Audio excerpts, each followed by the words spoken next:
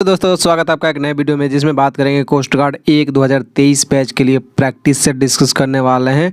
और ये क्लास 5वां होने वाला है, प्रैक्टिस सेट 5वां नहीं होने वाला है। प्रैक्टिस सेट तो आपका लगभग मैं कहूँ तो 9वां प्रैक्टिस सेट आपका साइंस को होगा, 7वां प्रैक्टिस सेट जीके का होगा।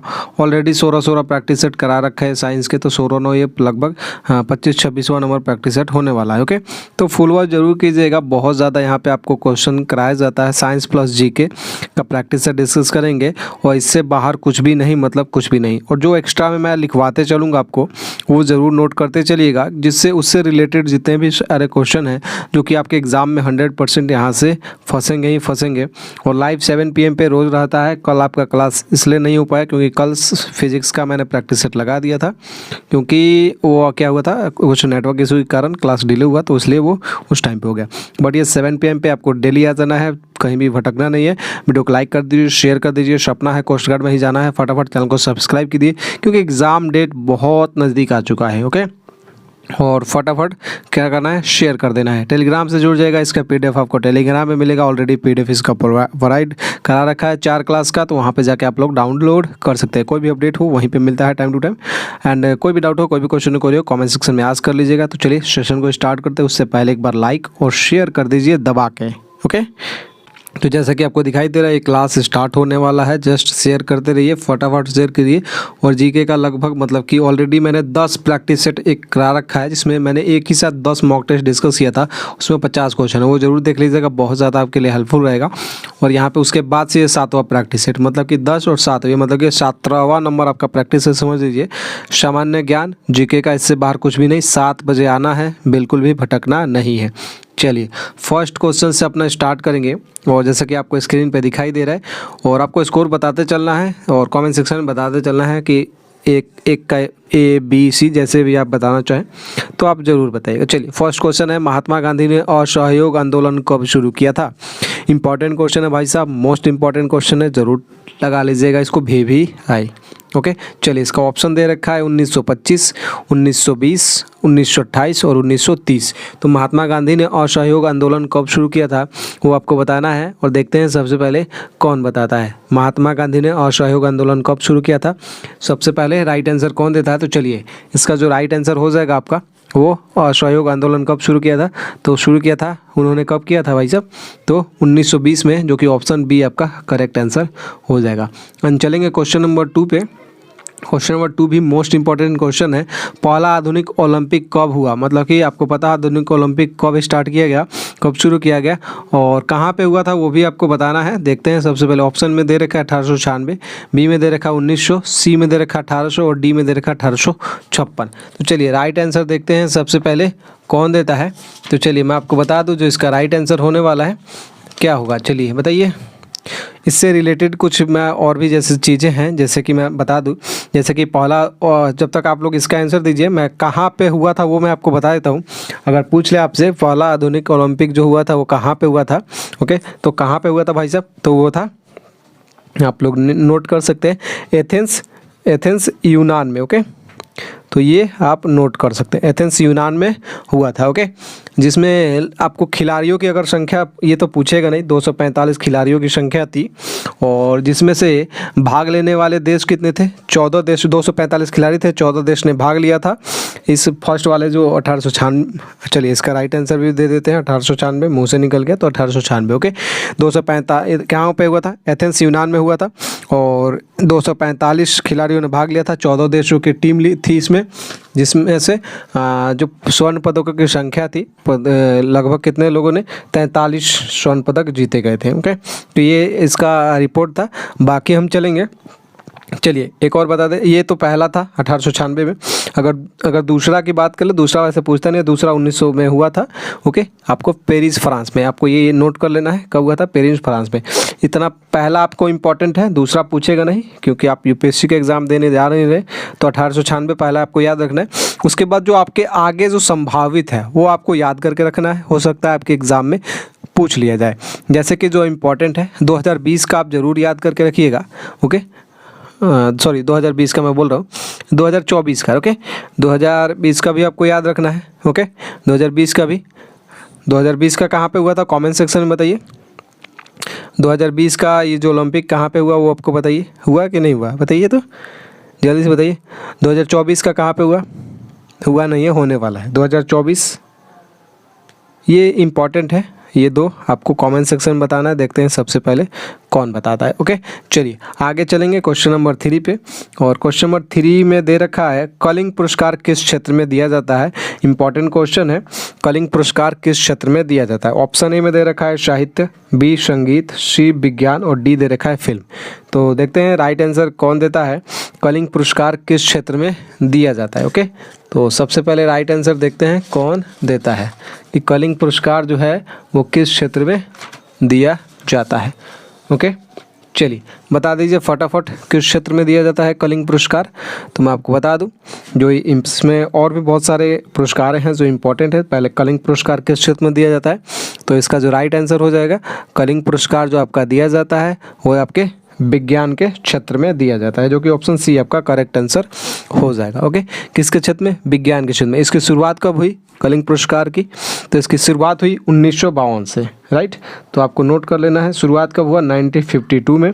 तो ये इंपॉर्टेंट है, आप नोट कर लीजिए। ओके कलिंग पुरस्कार विज्ञान के क्षेत्र में 1952 से ये दिया जा रहा है, तो आपको नोट कर लेना है। और भी 2-3 पुरस्कार हैं जो इम्पॉर्टेंट है, जो कि मोस्ट इम्पॉर्टेंट है, आपको नोट कर लेना है। जैसे कि है पुलित्जर पुरस्कार, ये भी आपके एग्ज़ाम में पूछने के चांसेस हैं। पुलित्जर पुरस्कार किस क्षेत्र में दिया जाता है, तो पुलित्जर आपका जो है पुलित्जर से पत्रकारिता आपको याद रखना है, पत्रकारिता के क्षेत्र में दिया जाता है। ये कब से, 1917 से।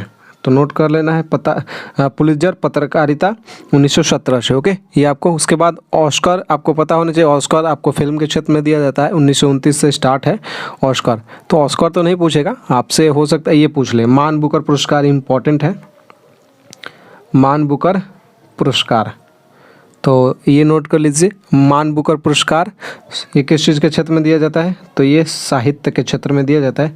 तो ये आप नोट कर सकते हैं कब दिया, साहित्य के क्षेत्र में। कब से शुरुआत हुआ, तो 1969 से इसकी शुरुआत हुई। ओके तो जो ये इम्पोर्टेंट था। भारत रत्न आपको पता होना चाहिए, कला साहित्य विज्ञान के क्षेत्र में सभी में दिया जाता है, जो सबसे ज़्यादा विशिष्ट सेवा तथा जनसेवा के लिए इम्पोर्टेंट है। और जैसे कि ये आपको जो मैंने बताया ना, ये मोस्ट इम्पॉर्टेंट है। एक और पुरस्कार है मैं आपको बता दूं, जैसे द्रोणाचार्य पुरस्कार। ओके द्रोणाचार्य पुरस्कार किस क्षेत्र में दिया जाता है, आपके एग्जाम के लिए इम्पोर्टेंट है, शायद मैंने आपको लोगों को करा भी रखा। द्रोणाचार्य पुरस्कार, तो द्रोणाचार्य पुरस्कार आपको पता है द्रोणाचार्य कौन थे, वो क्या करते थे पता है ना, सिखाते थे। तो ये खेल प्रशिक्षण के क्षेत्र में दिया जाता है, खेल प्रशिक्षण ओके प्रशिक्षण में, खेल के क्षेत्र में, मतलब बेहतर खेल के लिए नहीं, खेल प्रशिक्षण के लिए, टीचर समझ लीजिए। जैसे कि इसकी शुरुआत हुई 1985 से, 1985 से इसकी शुरुआत हुई। ओके ये इम्पोर्टेंट था। उसके बाद आपका जो है एक और इम्पॉर्टेंट है, जैसे मैं आपको बता दूं ज्ञानपीठ पुरस्कार पूछ लिया जाता है आपसे। ओके ज्ञानपीठ पुरस्कार, तो ज्ञानपीठ पुरस्कार किस में दिया जाता है वो भी आप नोट कर लीजिए। ज्ञानपीठ पुरस्कार, तो ज्ञानपीठ पुरस्कार की बात कर ले तो ये भी आपका साहित्य के क्षेत्र में दिया जाता है। तो आप नोट कर सकते हैं साहित्य के क्षेत्र में, ज्ञानपीठ पुरस्कार साहित्य के क्षेत्र में दिया जाता है। और इसकी शुरुआत कब हुई, तो 1965 में आप नोट कर लग सकते हैं। तो ये जो मैंने 5-6 बताए ना इंपॉर्टेंट है। एक अर्जुन पुरस्कार भी होता है, जो कि आपके एग्जाम में पूछता है, बहुत बार पूछा भी है अर्जुन पुरस्कार। तो अर्जुन पुरस्कार खेल के क्षेत्र में दिया जाता है। जैसे कि आपने मान लीजिए आप कोई खेल खेल रहे हैं, उसमें आपने अच्छा उसमें काम किया है, अच्छा योगदान किया है देश के लिए, और मेडल वगैरह जीते हैं, बहुत सारे कप जीते हैं। तो इस तरीके से आपको खेल के क्षेत्र में अर्जुन पुरस्कार दिया जाता है, खेल के क्षेत्र में, राइट। तो ये ध्यान में रखना, द्रोणाचार्य प्रशिक्षण के क्षेत्र में, खेल प्रशिक्षण में, इसकी शुरुआत हुई 1961 में। तो ये आपको नोट कर लेना। चलिए आगे बढ़ेंगे, और जो एक्स्ट्रा मैं बता रहा हूँ ना वो नोट जरूर कर लीजिएगा भाई साहब। ओके इंपॉर्टेंट है तभी बता रहे हैं। चलिए 4 नंबर क्वेश्चन पे चलते हैं। और 4 नंबर क्वेश्चन में दे रखा है निम्नलिखित में से किस संगठन ने सती प्रथा पर रोक लगाने के लिए कार्य किया, आपको बताना है। देखते हैं सबसे पहले कौन बताता है। ऑप्शन ए में दे रखा है ब्रह्म समाज, बी में दे रखा है आर्य समाज, सी में दे रखा है प्रार्थना समाज, और डी में देखा रामकृष्ण मिशन। ओके तो चलिए राइट आंसर देखते हैं। सबसे पहले कौन देता है कि निम्नलिखित में किस संगठन ने सती प्रथा पर रोक लगाने के लिए कार्य किया, है आपका चौथा क्वेश्चन, क्वेश्चन नंबर 4। और क्वेश्चन नंबर 4 का राइट आंसर देखते हैं सबसे पहले कौन देता है? तो मैं बता दूं आपको किस संगठन ने, तो ये था आपका कौन सा, ब्रह्म समाज, जो कि ऑप्शन ए आपका करेक्ट आंसर हो जाएगा। ओके, ये भी इम्पॉर्टेंट है, आया भी है एग्जाम में आपके, इसलिए ये सब रखे गए हैं क्वेश्चन। लास्ट नंबर क्वेश्चन पे चलेंगे, इम्पॉर्टेंट क्वेश्चन। ये पेरियार वन्य जीव अभयारण्य किस राज्य में स्थित है? आपको बताना है पेरियार वन्य जीव अभयारण्य किस राज्य में स्थित है। ऑप्शन ए में दे रखा है आंध्र प्रदेश, बी में दे रखा है तमिलनाडु, सी में केरल और डी में इनमें से कोई नहीं। तो चलिए देखते हैं सबसे पहले कौन बताता है इसका राइट आंसर। ओके, क्या बताना है? पेरियार वन्य जीव अभयारण्य। ओके, पेरियार वन्य जीव अभयारण्य किस राज्य में स्थित है? ऑप्शन ए में दे रखा है आंध्र प्रदेश, बी तमिलनाडु, सी केरल और डी इनमें से कोई नहीं। एक पूछ लेता है पेरियार झील भी है, राइट, एक पेरियार झील भी है, तो वो कहाँ पे है वो आपको बताना है। देखते हैं सबसे पहले कौन बताता है। एक पेरियार झील भी है और उसको भी बताना। चलिए, पेरियार वन्य जीव अभयारण्य जो है ये कहाँ पे है? तो ये आपका है पेरियार जो आपका है ये कहाँ पे है? तो ये है आपका केरल में। और जो पेरियार झील भी है वो भी आपका कहाँ पे है? केरल में ही है। तो इससे 2 क्वेश्चन आपको क्लियर हो गए, ओके, जो कि इम्पॉर्टेंट थे, तो मैंने सोचा आपको बता दिया जाए। ओके, तो ये जो 2 इम्पॉर्टेंट क्वेश्चन थे, और कहिए तो मैं और भी 1-2 बता दूँ आपको, 1-2 और भी बता दूं क्या आपके, जैसे कि वन्य जीव अभयारण्य से ही बता दें या फिर किससे बता दें? जल्दी से बताइए। तो चलिए मैं आपको बता दूं, कुछ झील से ही बता देता हूं जो इम्पोर्टेंट झील है। जैसे कि मान लीजिए झील से भी क्वेश्चन कल आपके लिए एग्ज़ाम में रखेंगे, मतलब कि यहाँ पे रखेंगे। चलिए, पेरियार झील कहाँ पे है? तो केरल में, मैंने बता दिया आपको, ऑलरेडी पता होना चाहिए। एक आपको पता होना चाहिए, मीठे पानी वाली सबसे बड़ी झील जो है बुल्लर झील है, तो आप नोट कर सकते हैं। चलिए, झील वाला मैं किसी चीज़ में बताऊंगा आपको, तो ये इंपॉर्टेंट था, मैंने बता दिया। चलिए चलेंगे क्वेश्चन, ये 5 क्वेश्चन आपके एग्ज़ाम के लिए हुआ, और इस मैंने को बहुत सारे एक्स्ट्रा भी क्वेश्चन बताए, तो वो ज़रूर याद करिएगा, मोस्ट इंपॉर्टेंट हो जाएंगे आपके एग्ज़ाम के लिए। ओके, तो चलिए आगे अगर बात करें, चलते हैं। आपका 5वां में से कितना स्कोर रहा? 4 रहा या 5 रहा? 4 है तो ठीक ठाक है, 5 है तो बहुत ठीक ठाक है, मतलब कि टॉप क्लास की तैयारी चल रही है। वीडियो को लाइक कर दीजिए, शेयर कर दीजिए। और अब हम स्टार्ट करने वाले हैं क्या? अब हम स्टार्ट करने वाले हैं साइंस का प्रैक्टिस सेट। ओके, तो एक बार शेयर करके आइए, फटाफट एक बार शेयर करके आइए। और यहाँ पे साइंस का प्रैक्टिस सेट नंबर 9 स्टार्ट करेंगे। ऑलरेडी मैंने शोर ऑफ प्रैक्टिस सेट, एक साइंस के प्रैक्टिस सेट में ऑलरेडी करा रखा है, एक प्लेलिस्ट बना, उसको जरूर चेक कीजिएगा। इसका प्लेलिस्ट अलग है, साइंस प्लस जीके के नाम से इसमें। तो ये 9वां क्लास होने वाला है साइंस का। कोस्ट गार्ड पेपर लीक, इससे बाहर कुछ भी नहीं, मतलब कि कुछ भी नहीं। चलिए क्वेश्चन नंबर 1 से स्टार्ट करेंगे, ज़्यादा समय लेंगे नहीं। ओके, तो फर्स्ट क्वेश्चन है आपका, एक बार शेयर कर दीजिए, शेयर कर दीजिए भाई साहब, शेयर कर दीजिए। ओके, फर्स्ट क्वेश्चन है आपका, सुगंधित यौगिक का मुख्य स्रोत क्या है? आपको बताना है सुगंधित यौगिक का मुख्य स्रोत क्या है। ऑप्शन ए में दे रखा है जल, बी पेट्रोलियम, सी एटमॉस्फेयर और डी दे रखा है इनमें से कोई नहीं। तो चलिए राइट आंसर देखते हैं सबसे पहले कौन देता है, कि आपका जो दे रखा है इसमें सुगंधित यौगिक का मुख्य स्रोत क्या है, आपको बताना है। और देखते हैं सबसे पहले कौन बताता है। ओके, साइंस का ज़बरदस्त क्लास करेंगे, मतलब कि अच्छा खासा इसमें से क्वेश्चन आपको डायरेक्ट यहाँ से हिट करेंगे, तो आपको फुल वीडियो जरूर वॉच करना है। ओके, सुगंधित यौगिक का मुख्य स्रोत क्या है भाई साहब? तो वो है भाई साहब आपका पेट्रोलियम, जो कि ऑप्शन बी आपका करेक्ट आंसर हो जाएगा। चलेंगे क्वेश्चन नंबर 2 पे, और क्वेश्चन नंबर 2 पे यहाँ पे आएंगे। तो क्वेश्चन नंबर 2 में दे रखा है फीता कृमि किस क्लास में आता है? आपको बताना है फीता जो कृमि है वो किस क्लास में आता है, किस वर्ग में आता है, उस तरीके से आपको बताना है। ओके, तो ये आपको क्लास ना लिख के वर्ग भी लिख सकते हैं। ऑप्शन ए में दे रखा है सिस्टोडा, बी में दे रखा है ट्रिमटोडा, सी में दे रखा है सक्टोरिया और डी में दे रखा है रेप्टाइल। ये बायोलॉजी का क्वेश्चन है, तो थोड़ा सा नाम अजीबो गरीबो आपको मिलेगा ही। चलिए बताइए, फीता कृमि किस क्लास में आता है, किस वर्ग में आता है? सिस्टोडा, ट्रिमटोडा, सक्टोरिया या फिर रेप्टाइल। ओके, तो देखते हैं सबसे पहले राइट आंसर कौन देता है। तो चलिए मैं आपको बता दूं, फीता कृमि किस क्लास में आता है भाई साहब? तो ये आता है आपका सिस्टोडा, जो कि ऑप्शन ए आपका करेक्ट आंसर हो जाएगा। एंड चलेंगे क्वेश्चन नंबर 3 पे। क्वेश्चन नंबर 3 जिसने भी लाइक नहीं किया भाई साहब एक बार लाइक कर देंगे, क्योंकि आपका सपोर्ट रहेगा तभी इस क्लास को और भी बेहतर तरीके से किया जाएगा। मनुष्य के शरीर में कशेरुकाए की संख्या क्या है? इंपॉर्टेंट क्वेश्चन, आपको ये क्वेश्चन शायद मुझे लग रहा है कि पहली बार मिला होगा, लेकिन इम्पॉर्टेंट है, मोस्ट इम्पॉर्टेंट है। ओके, गुणसूत्रों की संख्या आपने पढ़ी होगी, लेकिन मनुष्य के शरीर में कशेरुकाए की संख्या क्या है आपको बताना है।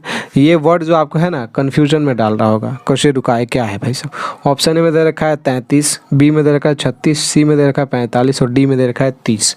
तो मनुष्य के शरीर में कशेरुकाय की संख्या क्या है आपको बताना है, और देखते हैं सबसे पहले कौन बताता है। ओके, तो मनुष्य के शरीर में कशेरुकाय की जो संख्या है वो कितनी होती है, वो होती है भाई साहब 33, जो कि ऑप्शन ए आपका करेक्ट आंसर हो जाएगा।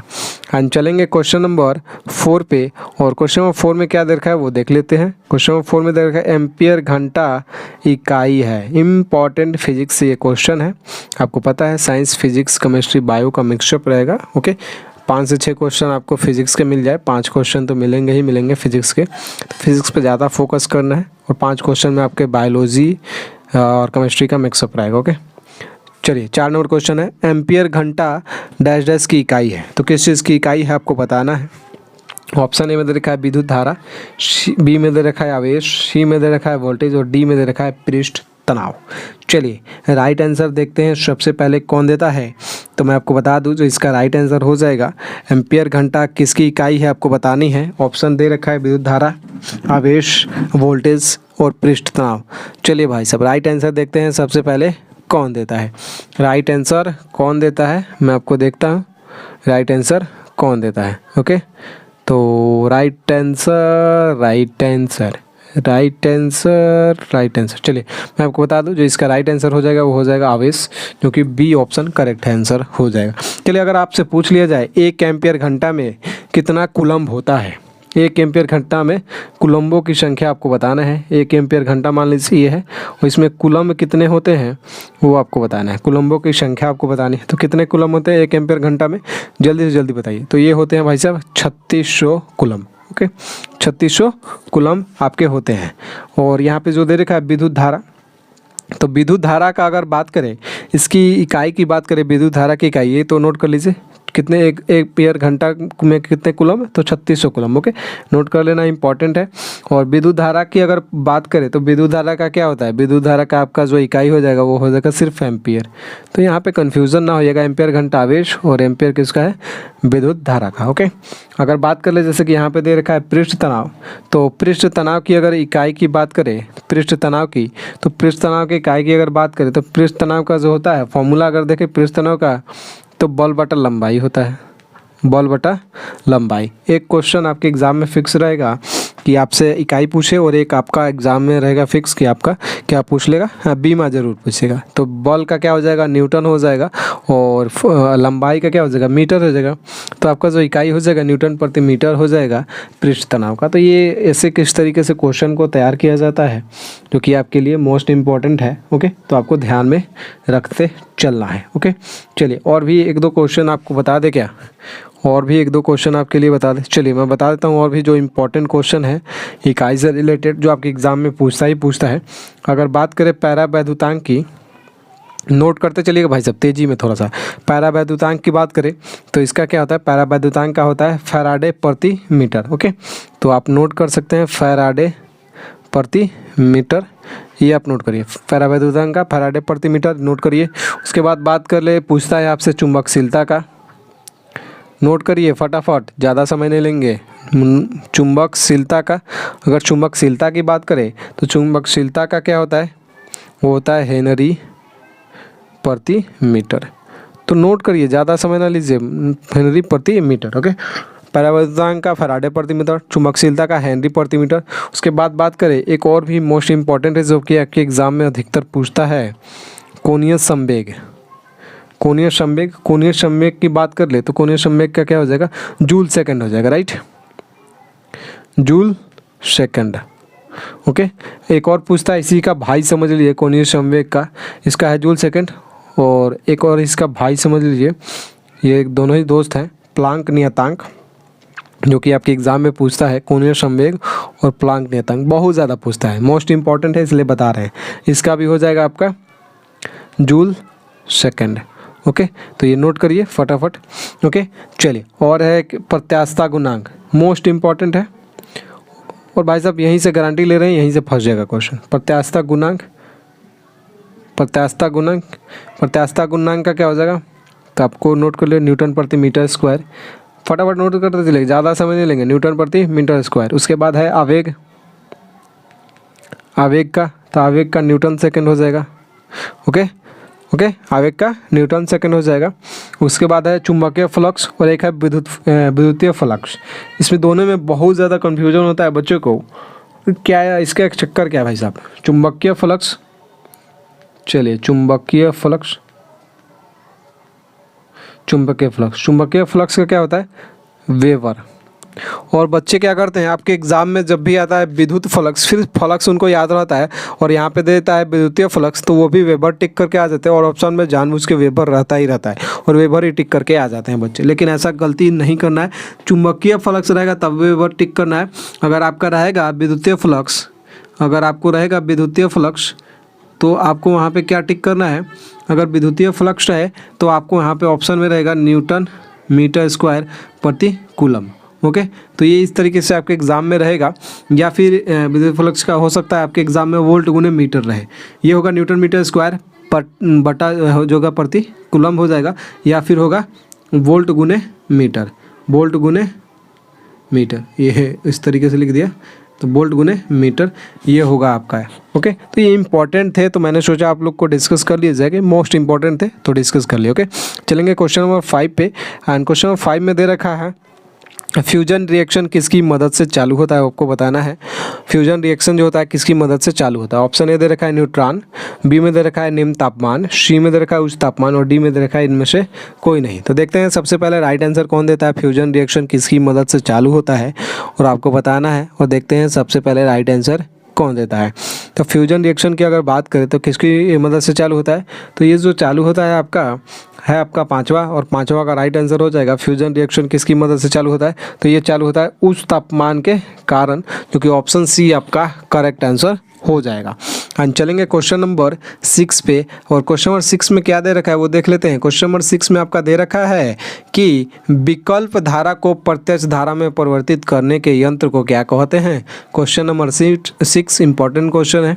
जितने भी इंपॉर्टेंट यहाँ पे क्वेश्चन रखे गए हैं बहुत ही बार एग्जाम में आ चुके हैं और वही पिक करके रखा गया है, जो कि आपके एग्जाम में बार बार रिपीटेड होते रहते हैं, थोड़ा इधर उधर घुमा फिरा के, बट आंसर आपका वही रहेगा। विकल्प धारा को प्रत्यक्ष धारा में परिवर्तित करने के यंत्र को क्या कहते हैं आपको बताना है। ऑप्शन ए में दे रखा है संशोधन, बी में दे रखा है चालक, सी में रेक्टिफायर और डी में दे रखा है सहचालक। तो विकल्प धारा को प्रत्यक्ष धारा में परिवर्तित करने के यंत्र को क्या कहते हैं, जल्द से जल्द बता दीजिए तो मैं आपको इसका राइट आंसर दे देता हूँ। जिसका राइट आंसर हो जाएगा विकल्प धारा को प्रत्यक्ष धारा में परिवर्तित करने के यंत्र को क्या कहते हैं, तो कहते हैं आपका भाई साहब रेक्टिफायर, जो कि ऑप्शन सी आंसर हो जाएगा करेक्ट आंसर। ओके, चलेंगे क्वेश्चन नंबर 7 पे। और क्वेश्चन नंबर 7 में दे रखा है आपका, क्वेश्चन नंबर 7 में क्या दे रखा है, क्वेश्चन नंबर 7 में दे रखा है आपका बंद कमरे में एक कार्यरत फ्रिज का दरवाज़ा खोलने पर कमरे के तापमान में क्या परिवर्तन होगा। देखिए कितना बड़ा इसको क्वेश्चन बनाया गया है, क्वेश्चन ईजी ही, लेकिन इस क्वेश्चन को किस तरीके से बनाया गया है। बंद कमरे में एक कार्यरत फ्रिज का दरवाज़ा खोलने पर, बंद एक कमरा क्या है, बंद है, उसमें एक जो फ्रिज है वो चालू है, उसका दरवाज़ा हम खोल देते हैं तो कमरे का जो तापमान है, टेम्परेचर है कमरे का, वो उसमें क्या परिवर्तन, क्या चेंजमेंट होगा वो आपको बताना है। ऑप्शन ए में दे रखा है बढ़ेगा, ऑप्शन बी में दे रखा है चेंजमेंट क्या होगा, बढ़ेगा घटेगा, कोई बदलाव नहीं, बर्फ़ जमना शुरू होगा।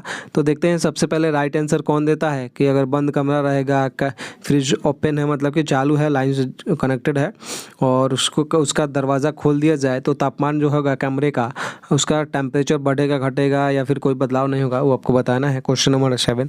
और तो मैं आपको बता दूँ जो इसका राइट आंसर हो जाएगा बढ़ेगा, जो कि ऑप्शन ए करेक्ट आंसर हो जाएगा। चलेंगे क्वेश्चन नंबर 8 पे। एंड क्वेश्चन नंबर 8 में दे रखा है, क्वेश्चन नंबर 8 में दे रखा है निम्न में से विंटर ग्रीन तेल कहते हैं। अब किसे भाई साहब विंटर ग्रीन कहते हैं, विंटर ग्रीन तेल देखना है भाई साहब, इम्पॉर्टेंट है। विनेगर, बी में दे रखा है मिथाइल सैलिसिलेट, सी में जैतून तेल और डी में दे रखा है टार्टरिक अम्ल। चलिए निम्न में से विंटर ग्रीन तेल कहते हैं किसे, विनेगर, मिथाइल सैलिसिलेट, जैतून तेल, टार्टरिक अम्ल। राइट आंसर क्या होगा आपको बताना है क्वेश्चन नंबर 8। और देखते हैं ऑप्शन कौन सा करेक्ट आंसर होगा आपको बताना है। और सबसे पहले राइट आंसर कौन देगा वो भी हम देखते हैं। ओके, तो निम्न में से विंटर ग्रीन तेल कहते हैं किसे कहते हैं भाई साहब, तो चलिए मैं बता देता हूँ, उसे कहते हैं मिथाइल सेलिसिलेट, जो कि ऑप्शन बी आपका करेक्ट आंसर हो जाएगा। हम चलेंगे क्वेश्चन नंबर 9 पे, और क्वेश्चन नंबर 9 में आपका दे रखा है किसी पदार्थ का अपवर्तन गुणांक निर्भर करता है। जो आपका अपवर्तन गुणांक है किसी पदार्थ का, वो किस पर निर्भर करता है आपको बताना है। और देखते हैं सबसे पहले राइट आंसर कौन देता है। ऑप्शन ए दे रखा है पदार्थ की प्रकृति पर, बी में दे रखा है ताप पर, सी में दे रखा है प्रकाश तरंगदैर्घ्य पर, और डी में दे रखा है इन सभी पर। चलिए भाई साहब, राइट आंसर कौन देता है। इंपॉर्टेंट क्वेश्चन है, VVI लगा लीजिएगा। ये आपके एग्जाम में सेक्शन 2 में हो सकता है देखने को मिले। सेक्शन 2 वाला जो 25 क्वेश्चन आएगा फिजिक्स का, उसमें 100% गारंटी है कि आएगा ही आएगा। किसी पदार्थ का अपवर्तन गुणांक निर्भर करता है पदार्थ की प्रकृति पर, ताप पर, प्रकाश तरंगदैर्घ्य पर, इन सही पर। तो राइट आंसर क्या होगा, देखते हैं राइट आंसर सबसे पहले कौन देता है। तो चलिए मैं आपको बता दूं जो इसका राइट आंसर होने वाला है, किसी पदार्थ का अपवर्तन गुणांक निर्भर करता है किस पर, तो ये भाई साहब इन सभी पर निर्भर करता है। जो अपवर्तन गुणांक होता है वो पदार्थ की प्रकृति पर भी निर्भर करता है, ताप पर भी, टेम्परेचर पर भी निर्भर करता है, प्रकाश के तरंगदैर्घ्य पर भी निर्भर करता है। तो ये तीनों ही सही है, तो इन सही पर राइट आंसर हो जाएगा। हम चलेंगे क्वेश्चन नंबर 10 पे, जो कि आपका 90 नंबर क्वेश्चन है। ओके, मतलब कि 10। किस ताप पर ध्वनि का वेग जो होता है 0 डिग्री सेल्सियस के ताप से वेग ताप के, यहाँ पे के होगा, ताप के वेग से 2 गुना हो जाता है। इसको डायरेक्ट आपको याद करके रखना है। इसको सॉल्व करेंगे तो आपको लगभग भी नहीं होगा, तो आपका एक पेज से थोड़ा सा कम लगेगा, तो अब ये जाके सॉल्व होगा। बट आपको ये क्वेश्चन आपका डायरेक्ट एग्जाम में हिट करेगा बिना सॉल्व किए डायरेक्ट। इसमें कोई भी चेंजमेंट वगैरह नहीं होता है इस क्वेश्चन में। तो आपको ध्यान में रखना है कि इस ताप पर ध्वनि का वेग जो होता है 0 डिग्री सेल्सियस के ताप के वेग से 2 गुना हो जाता है। ऑप्शन ए में दे रखा है 100 डिग्री सेल्सियस, बी में 273 डिग्री सेल्सियस, सी में दे रखा है 819 डिग्री सेल्सियस, और डी में आपका दे रखा है 180 डिग्री सेल्सियस। चलिए राइट आंसर क्या होगा, आपको बताना है कि किस ताप पर ध्वनि का वेग जो होता है 0 डिग्री सेल्सियस के ताप के वेग से 2 गुना हो जाता है, तो वो आपको बताना है। और देखते हैं राइट आंसर कौन देता है। ये आपका है लास्ट नंबर क्वेश्चन, और उससे पहले एक बार लाइक कर दीजिए जिसने भी लाइक नहीं किया है, और शेयर सभी लोग करिएगा। एक बार बता देते हैं, 3 शेयर कर दीजिए दोस्तों के पास, क्योंकि पेपर लीक हो रहा है भाई साहब। किस ताप पर ध्वनि का वेग 0 डिग्री के सेल्सियस के वेग से 2 गुना हो जाता है। इसको भी आप लिख लीजिए VVI, और 100% आपके एग्ज़ाम में देखने को मिलेगा। लिख लीजिए 100%, ये स्क्रीनशॉट ले लीजिए। ओके, और उसके बाद आइएगा एग्ज़ाम से, तब बोलिएगा कि मैंने सच कहा था या फिर झूठ कहा था। तो चलिए इसका राइट आंसर देता हूँ मैं, होता इसका 819 डिग्री सेल्सियस। आपको डायरेक्ट याद करके रखना है। आपके एग्जाम में इस क्वेश्चन में कोई भी छेड़छाड़ नहीं होगा, डायरेक्ट आपसे पूछा जाएगा। यही पूछता है अधिकतर, तो यही आपके एग्जाम में मिलेगा। ओके, तो ये थे 10 क्वेश्चन जो कि मोस्ट VVI क्वेश्चन थे, जो कि आपके एग्जाम में डायरेक्ट यहाँ से हिट करेंगे। तो आपको घबराना नहीं है, टेंशन नहीं लेना है। अगर पढ़ रहे हैं परमजीत क्लासेस तो 100% सिलेक्शन होना ही होना है। और जुड़े हैं फॉर्म भरने से पहले से, तो यहाँ डॉक्यूमेंट में फिजिकल वगैरह कहीं भी छटने वाले नहीं आप। अब रोज़ तांडव होगा, तांडव हो ही रहा है, तो फटाफट शेयर कर दीजिए, वीडियो को लाइक कर दीजिए। सपना है कोस्ट गार्ड में ही जाएंगे, तो चैनल को सब्सक्राइब कीजिए, बेल आइकन के बटन को प्रेस कीजिए। कोई भी डाउट हो, कोई भी क्वेश्चन हो, कोई भी हो, कमेंट सेक्शन में जरूर आस्क कर लीजिएगा। 100% आपका डाउट क्लियर हो जाएगा। टेलीग्राम पे ऐड हो जाए, इसका PDF वहीं पर मिल जाएगा। चलिए दोस्तों, जय हिंद, जय भारत, वंदे मातरम।